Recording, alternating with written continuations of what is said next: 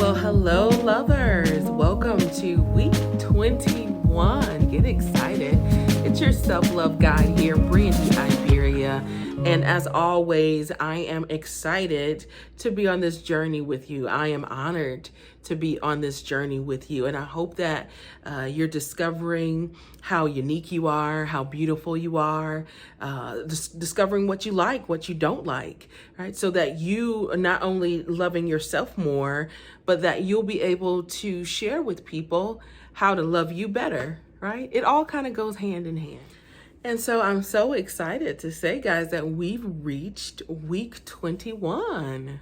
I mean, how amazing is that, right? 21 weeks of including you, 21 weeks of choosing you in your own life. How amazing is that? So cool. All right, so let's jump into week 21. The chapter is titled, Don't Overthink It.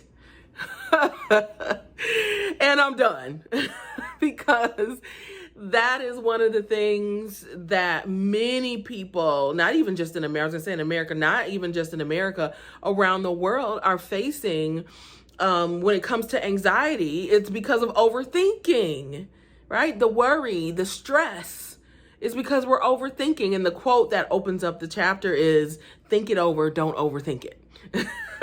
Think it over. So it's okay. We're not saying that you shouldn't ponder, you shouldn't even ask other people or do your research. Yes, absolutely. But don't overthink it.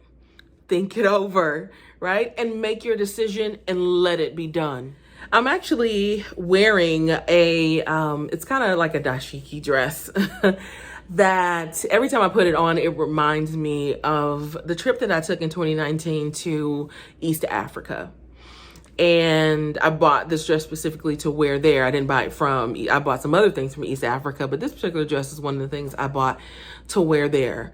And the idea, I remember when I entered 2019, there was nothing in my mind that said, oh, you're going to Africa for your birthday. The opportunity presented itself. I thought it over, right? I did some research and I made the decision to go. I didn't have everything that I needed to go, right? Not at that moment in time. And hopefully that'll help somebody. You may not have everything that you need for the end result that you're looking for, but you might have just enough to press go, right?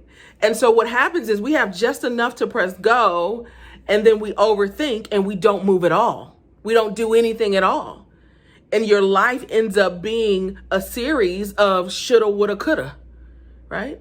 You don't want to wake up 50 years old, 60 years old, 70 years old and saying, what if I would have? What if I could have? Or I should have, right? So as these opportunities, these things, these moments come to you, think it over. Don't overthink it and make the decision. And so when I thought it over, right, and I made the decision to go, the resources, the provision, and the support that I needed to realize the goal came. Step by step, moment by moment. Somehow I think, God, goodness gracious, if I can be transparent with you guys, I spent probably, or I can't even say I spent because the money came from so many different ways. It was probably at least $5,000. At least, right? And that covered the travel and everything else. This is at least. And I remember when I was coming back from Tanzania, I actually flew into Dubai and then spent time in East Africa and then back to Dubai and back home. I was still getting money sent to me via Cash App, via PayPal. People who just wanted to sow seed. People who saw the things that I was doing, the ministry that I was doing as good ground. And I mean, it was like a couple months after, and I still was I said, did I open the floodgates? Right? What happened? I didn't overthink it, right? I consulted with the appropriate people and I let it go. And I literally moved into a space. I said, well, God, I give it to you. I surrender all, right? And if you want this to happen, and if this is a part of the will of God for me, right? This is what I want. This is my heart's desire. God, I want your will. So make it happen, right? Right? Make it happen. Or tell me what I need to do. Tell me what action I need to take. And I wasn't going to, if it didn't work out and I couldn't go, I was okay. And if I could go, amazing. Because I was moving in a space of my steps are ordered, right? And so I think another space that overthinking comes from is lack of trust.